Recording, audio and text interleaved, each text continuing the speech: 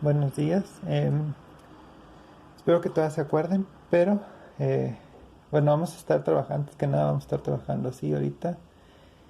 Voy a intentar que todo se entienda lo mejor posible. Igual para resolver dudas y demás, pues vamos a usar los comentarios o si no, preguntas directas a mí. Ya todos tienen forma de contactarme.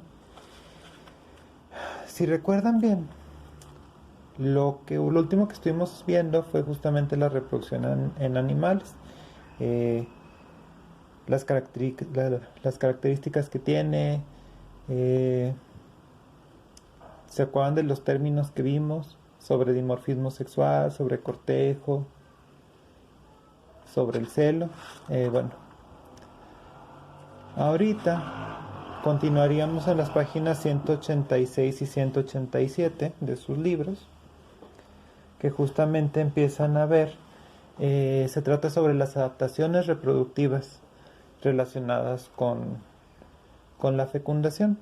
Entonces, antes de iniciar con el tema, les voy a proporcionar un video especial para que puedan hacer justamente el cuadro que viene en la página 186. Trata sobre observar el cortejo en especies de aves, pero para que no haya tanta variedad en lo que escoja cada uno, a mí me gustaría que todos sean de una misma especie de aves, y para eso les voy a mandar un video y para que puedan responder las preguntas y demás. Entonces, ahora sí, para iniciar con el tema de hoy, que es justamente, como les decía, adaptaciones reproductivas relacionadas con la fecundación, de la página 186, tenemos que entender justamente qué es la fecundación. O sea, cuando hablamos de fecundación, tenemos que preguntarnos qué es.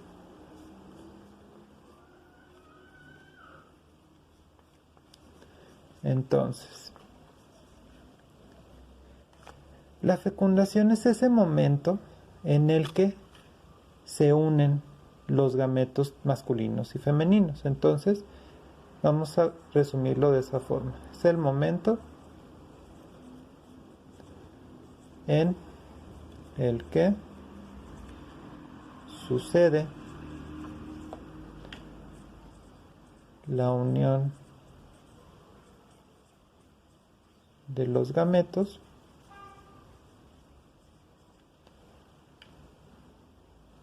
no se ve, de los gametos masculino y femenino.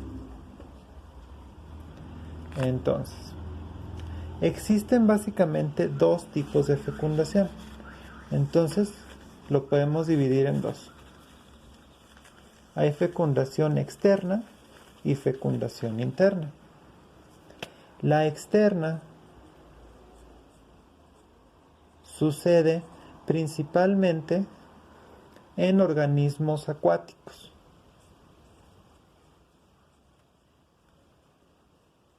Estos organismos acuáticos tienen la facilidad de que en su medio los espermatozoides van a poder sobrevivir y moverse, mientras que cuando hablamos de un medio terrestre o aéreo, pues no va a poder suceder esto.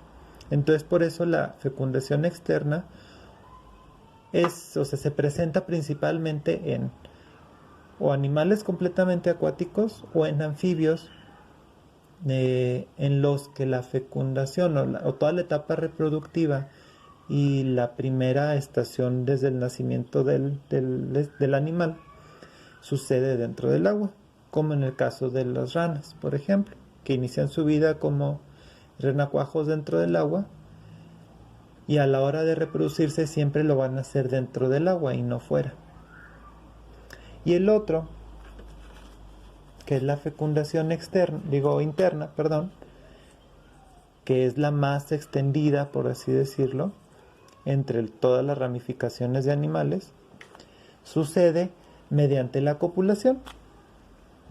O sea, este es animales principalmente terrestres. Y ya aquí podemos incluir mamíferos, estos, ¿cómo se llaman? Aves, reptiles, todos los tipos de animales terrestres, aunque puedan vivir parte de su vida en el agua, Si toda la parte de cortejo y reproducción o fecundación sucede en el aire, entonces necesita hacer una fecundación interna. Y para que esta fecundación interna suceda, justamente se tiene que llevar a cabo la copulación, que no es otra cosa más que la deposición de los espermatozoides dentro de la hembra, para que ahí dentro de la hembra, donde existen esas características apropiadas para que los espermatozoides puedan sobrevivir y puedan moverse, entonces ahora sí pueda suceder la fecundación, la unión de los dos gametos, como vimos al principio. Entonces, su libro hace una referencia a los tipos de animales que llevan a cabo estos dos tipos de fecundación. Y entonces nos habla, por ejemplo, de los anfibios, que ahorita ya les comenté yo un poco. Pero nos dice que los anfibios normalmente van a desarrollarse dentro del agua o muy cerca del agua. Entonces,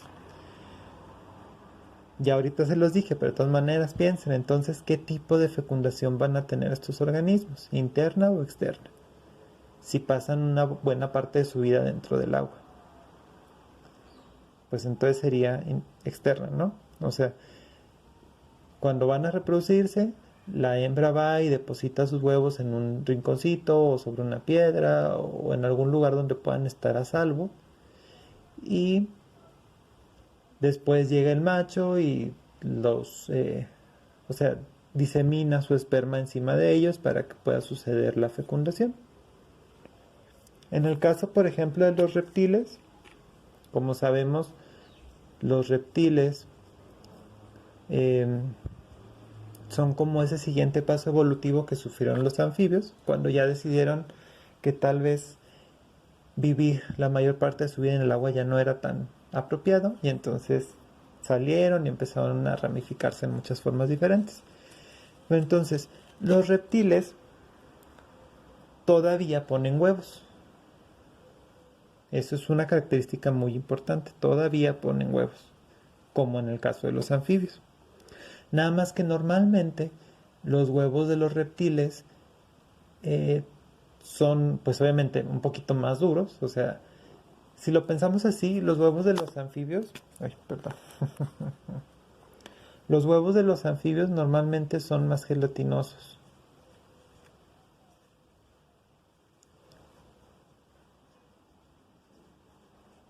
Que obviamente facilita el que los espermatozoides entren al huevo afuera del cuerpo, o sea, en el agua. Mientras que los huevos de los reptiles ya son un poquito más duros. Tampoco son como los de las gallinas que se comen, o sea, tienen ya una cáscara, pero es una cáscara suave. Entonces, esa cáscara todavía, o sea, ya no podría ser penetrada por los espermatozoides así naturalmente. Entonces, la fecundación ocurre antes de que se forme esa cáscara suave, cuando todavía es un óvulo, un poquito más gelatinoso como el de los anfibios. Entonces, para que eso suceda, tiene que ser dentro de el cuerpo de la hembra. Y luego ya la hembra termina de generar esa cascarita suave y entonces ya los puede dejar en un lugar normalmente húmedo. Los reptiles suelen utilizar, bueno, los reptiles que viven cerca del agua suelen utilizar lugares húmedos, porque ahora sí que hablando de tortugas de desierto o serpientes de desierto, pues no van a encontrar agua fácilmente.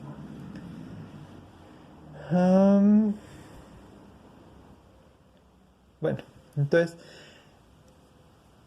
a estos huevos con cáscara suave se les llama amnios. Todo esto está en sus libros. Es un término que vamos a utilizar. O sea, es un huevo que ya no es gelatinoso, sino que tiene una cáscara más firme que lo cubre. En el caso de los reptiles suele ser una cáscara un poquito más suave o más como de papel. pero es una cáscara al fin y lo protege completamente del medio exterior, y por eso no podría ser fecundado fuera del cuerpo de la hembra. Ahora sí, vamos a pasar a los animales como que un poquito más desarrollados que encontramos actualmente, que son los mamíferos. Los mamíferos, al grupo que pertenecemos los seres humanos, pues va a tener ciertas características. Obviamente, la fecundación va a ocurrir dentro de la madre o de la hembra, y bueno, normalmente, o una característica que nos hace mamíferos es que la hembra también va a alimentar a sus crías con leche. O sea, esa es la característica que nos hace ser mamíferos. Entonces, normalmente el desarrollo de los mamíferos se lleva a cabo de tres formas diferentes. La primera es, bueno, se le conoce como monotremas. Bueno, déjenme aquí les anoto. Justamente producen leche, que es la característica especial de los mamíferos. Los monotremas son aquellas excepciones a la regla de los mamíferos en cuanto al nacimiento vivíparo. Y entonces los monotremas todavía ponen huevos. Y solo se conocen dos especies de monotremas en todo el mundo. Una es el ornitorrinco y la otra son los equindas.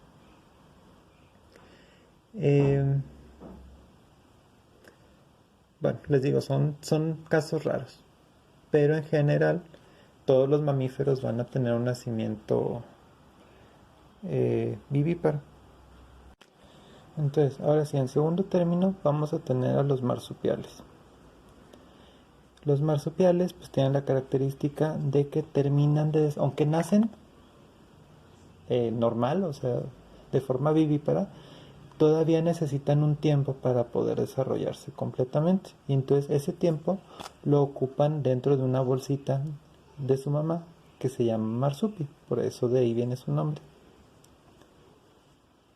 En este grupo pues encontramos a los canguros, los koalas, pero en América, en el continente americano, solo tenemos un tipo de marsupial, que es el tlacuache. Entonces, ya para terminar, tenemos a los placentarios.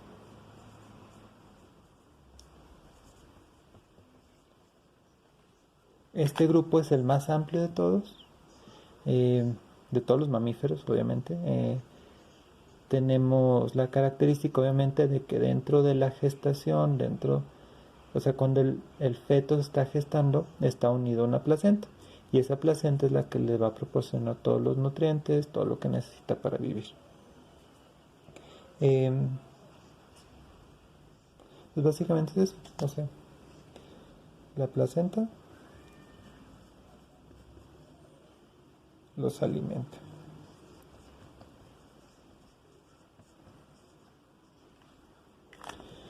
Entonces así vamos a dividir la forma de los mamíferos, aunque en sí los mamíferos como tal, todos tienen una fecundación interna, todos, absolutamente todos.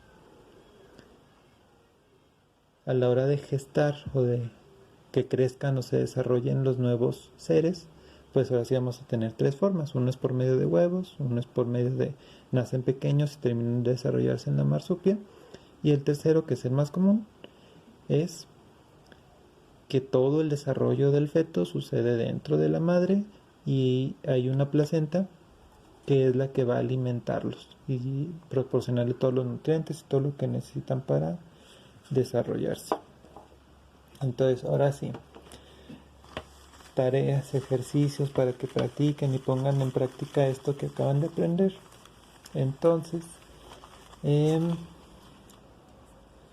vamos a hablar de los dos cuadros. Como ya les dije al principio, en la página 186 hay un cuadro del que yo les voy a mandar un video para que ustedes ya contesten las preguntas y me las manden, por favor. Y en segundo término vamos a tener la página 187. Hay otro cuadro donde tenemos que completar un cuadro que habla justamente sobre el tipo de fecundación, sobre algunos ejemplos de animales y sobre el medio en el que van a habitar. Y luego en el punto 2 de ese mismo cuadro hay dos preguntas. Entonces todo eso hay que contestarlo, por favor. Vamos a decirles. La tarea son los cuadros de la página 186 y 187. De la 186 sería por favor el punto 2 y de la 187 serían los puntos 1 y 2.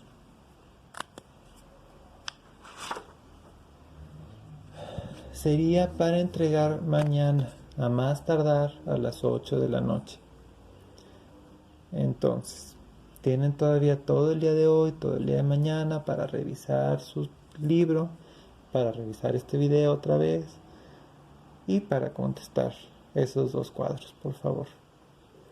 Y yo estaría subiendo video otra vez hasta el miércoles en lugar de mañana martes.